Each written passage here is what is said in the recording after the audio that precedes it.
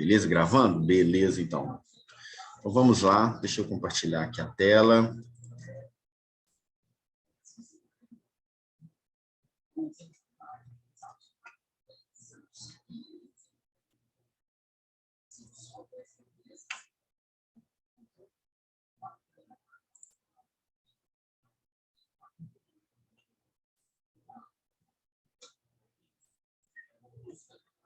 Tá passando? Tá?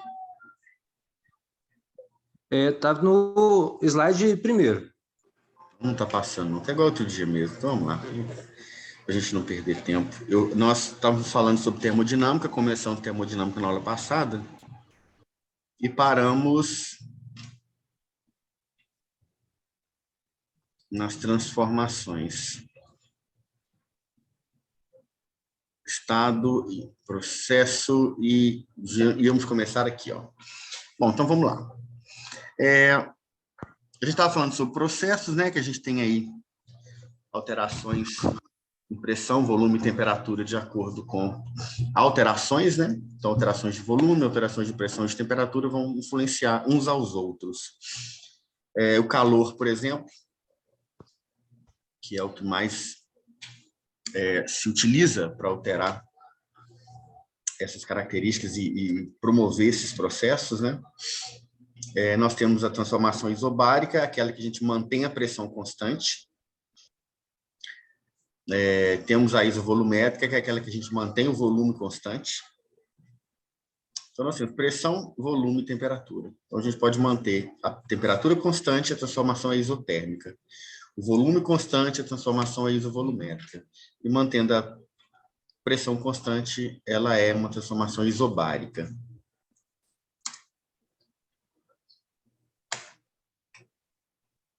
Bom, aqui é a representação gráfica que a gente faz, tem um diagrama nesse formato, vocês estão vendo aqui, que ele altera, observa que ele relaciona pressão com volume, ó.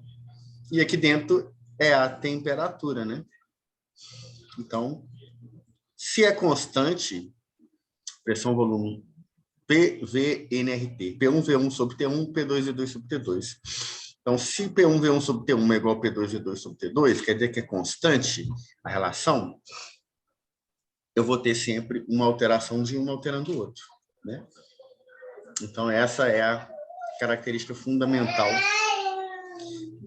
das transformações que a gente vai ver em termodinâmica. Bom, sempre que a gente tem, né, o principal objetivo, né, da termodinâmica dessas transformações é a geração de trabalho e de energia. O trabalho vai ter uma força, né, o movimento contra uma força que se opõe ao deslocamento. Então, a gente teria os exemplos que eu dei na aula passada, que são aquelas máquinas a vapor, os trens a vapor antigo, o navio, que move uma manivela através dessas alterações. A energia é a capacidade de realizar trabalho nos sistemas aí aberto, fechado, isolado, como a gente viu. Bom, temos processos endotérmicos e exotérmicos. Os endotérmicos são aqueles em que a gente tem a absorção de calor pelo sistema. Exotérmicos são aqueles que a gente tem liberação de calor pelo sistema. Então, exotérmicos e endotérmicos, todos envolvem energia, todos envolvem calor, mas o exotérmico libera calor e o endotérmico absorve calor. Ok? Essa é a lei fundamental da termodinâmica.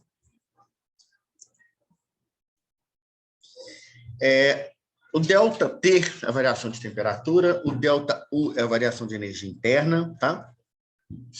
Uma função desse estado aí com gás monoatômico, se a temperatura aumenta, a energia interna do gás também aumenta. Isso é fácil de entender, né? Se a temperatura diminui, a energia interna do gás diminui. Se a temperatura não varia, a energia interna do gás não muda. Então, o ΔT altera, consequentemente, no mesmo raciocínio, o ΔU, né? Que é a variação da temperatura relacionada com a variação da energia interna do sistema. Se eu aumento a temperatura, eu aumento a energia do sistema, né? Então, se o ΔT é maior do que zero, quer dizer que a energia final é maior do que a energia inicial do sistema. A reação é endotérmica, ela absorveu o calor. Se a energia ΔT é menor do que zero, indica que a minha energia final do sistema ela é menor do que a energia inicial. Então, eu tive liberação de calor, liberação de energia. Vocês entenderam? Ou não?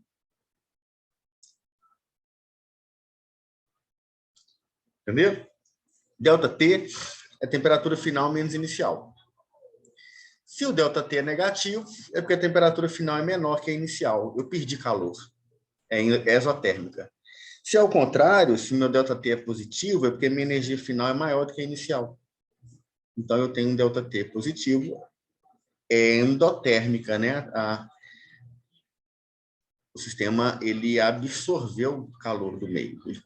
Ele termina com energia maior do que começou. O que é calor, então? Bom, calor é aquela capacidade que a gente tem aí, aquela unidade que a gente tem aí, que o nosso objetivo é que seja transformação, é energia, né? Mas que seja para transformação em trabalho. Então, quando você pega, por exemplo, calorias do alimento, você vai olhar lá em valor energético. Então, o calor indica a capacidade energética de cada um, no caso, alimentos, né, de combustíveis. Isso é uma máquina a vapor. Olha que interessante. Aqui está o pistão. Quando isso aqui esquenta a temperatura, o vapor, né, vai expandir, vou ter aumento de volume, vai fazer com que o pistão levante. Aí o que acontece? Eu tenho uma produção de trabalho do lado de cá, ó. Aí isso abaixa e levanta, abaixa e levanta, abaixa e levanta, e vira uma manivela, né? Com pistões ali, né? Pistões, fala, né? Fala errado toda hora.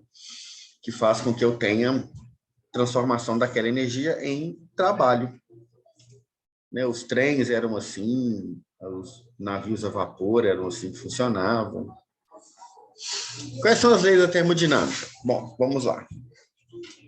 Se um sistema troca energia com a vizinhança, com o seu entorno, por trabalho e por calor, então essa variação de energia é dada por ΔU é igual a Q menos W. Vamos lá. W maior do que zero quando o sistema se expande, perde energia para a vizinhança.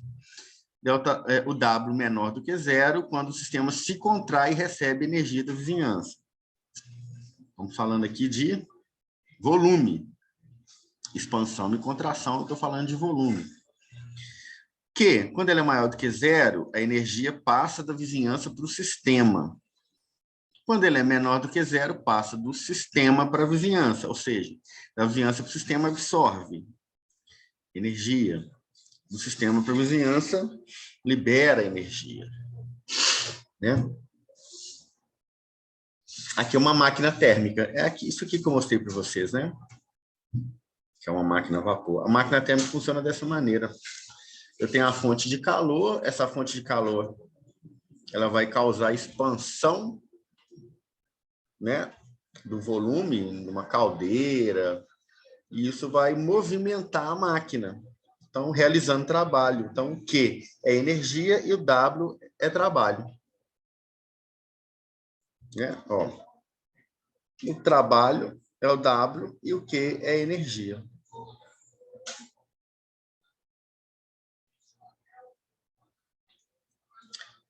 Quais são os processos, então? Adiabático. Adiabático, não a troca de calor do sistema com o meio.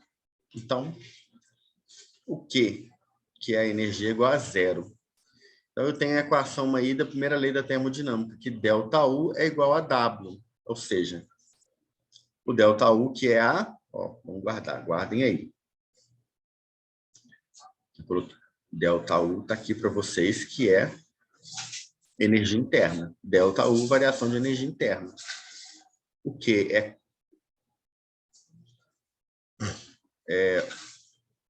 o que é a energia e o W é o trabalho.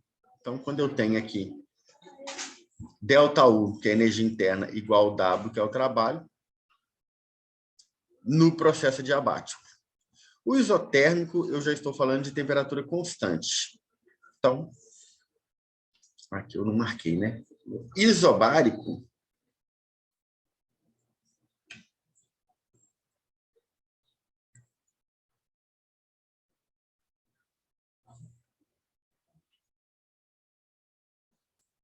se ele colocar igual ao outro, ele não quer ficar.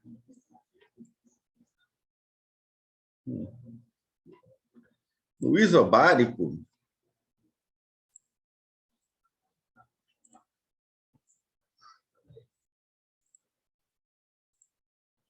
melhorou.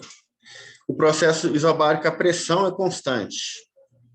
No isocórico, o volume é constante. Então, observem que aqui, por exemplo, olha só, eu não tenho W na equação. Por quê? Porque se a pressão é constante, uma máquina térmica, para ela ter trabalho, para ela realizar trabalho, ela precisa de variações de volume, né? Ela não pode ser isovolumétrica, né? Então, isso é uma premissa, né? Você consegue observar, entendendo aí como funciona essa lei da termodinâmica. Chamado ciclo de Carnot, a expansão isotérmica com temperatura constante, a diabática com alteração, né, de energia aqui, o Q igual a zero, a isotérmica e a diabática. Então, elas vão alterando, ó, vão girando. Esse é o ciclo de Carnot, que gera esse tipo de diagrama. Isso vai gerar calor, né? Mas o que é o mais importante para a gente, pessoal, nesse conceito todo, nessa disciplina toda, é a lei de Hess, que é o que a gente realmente usa quando a gente vai fazer equações químicas. Então, assim, na nossa parte específica de farmácia, que nos importa muito nessa disciplina de aplicação, é a lei de Hess. O que isso quer dizer? O que diz a lei de Hess? Observem aqui, olha, eu tenho o estado inicial, né, dos reagentes, e tem o estado final, que é o produto. Posso ter um estado intermediário também, como tem aqui, não necessariamente, né, vai aparecer nas equações. Mas aí, colocando aqui na H, que é a entalpia da reação, que envolve a quantidade de energia envolvida, né, de calor, eu vou saber se essa reação, para acontecer, ela precisa de aumentar a temperatura ou diminuir, ou seja, se ela é endotérmica ou exotérmica. Se ela vai liberar calor ou se ela vai absorver calor. Observe que do carbono grafite com oxigênio como reagente, estado inicial, chegando no estado final de gás carbônico, olha só, eu tenho uma diminuição de entalpia. Quer dizer que é uma equação, essa reação no final, né? Essa equação demonstra uma reação. Essa equação que está aqui, que mostra essa reação, né? Essa reação, ela é endotérmica ou é exotérmica? O que vocês podem me dizer? Houve absorção de energia ou houve liberação? Eu tenho aumento ou redução? Eu tenho absorção de calor ou eu tenho liberação de calor? O que vocês podem me dizer? O que vocês acham? Se a minha energia final é menor do que a inicial, olha a setinha para baixo. Eu perdi calor. Quer dizer que do carbono grafite para o oxigênio, formando o gás carbônico, eu tenho perda de calor para o meio. Se fosse o contrário, eu ia ter absorção de calor do meio, se a seta fosse para cima. E aí vai aparecer isso aqui, ó, que são os ΔH, que são as variações de entalpia para cada uma das reações. E no final, eu somo para saber qual que vai ser a global. Então, se eu tenho essas duas reações aqui como reações, como etapas, semi-reações, né? E no final eu tenho a global, eu tenho que somar essas duas para eu chegar na global. Por exemplo, ó, carbono grafite mais O2 chegando a CO2, ΔH menos 941. A gente viu que é uma exotérmica. H2 mais meio O2 chegando a H2O menos 68,3 também é uma exotérmica. CH4 mais 2O2, CH2, 2H2O, menos 212,8, também é uma exotérmica. Então, com essas aqui que eu já tenho, como que eu calculo uma que eu não tenho, tipo essa aqui, ó, do grafite com hidrogênio? Ah, beleza, então eu vou ter que utilizar alguma aqui, algumas informações que eu já tenho para chegar nessa, ó. Eu consigo, observando o que eu já tenho, ó, do carbono grafite está aqui, do H2 está aqui, do CH4 está aqui. Então, eu faria o seguinte, observe que você vai cortando as coisas, ó. O oxigênio vai... O carbono está desse lado, o hidrogênio está desse lado, o metano está desse lado, esse metano teria que passar por lá de lá, né? Que aquele é reagente, ele tem que virar produto. Então, isso aqui fica positivo no final. Se eu inverter a reação, ela fica positiva. Então, eu tenho, ó, do carbono grafite, eu tenho a do hidrogênio e tenho a do metano também. Eu consigo calcular isso aqui.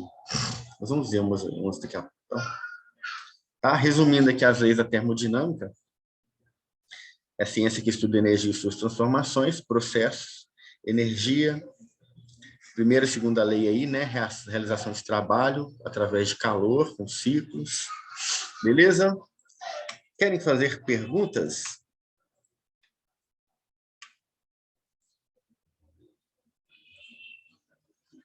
Tem que interromper o compartilhamento aqui. Sim ou não? Vou tentar achar uma coisa aqui. Hein, pessoal? Vocês estão por aí?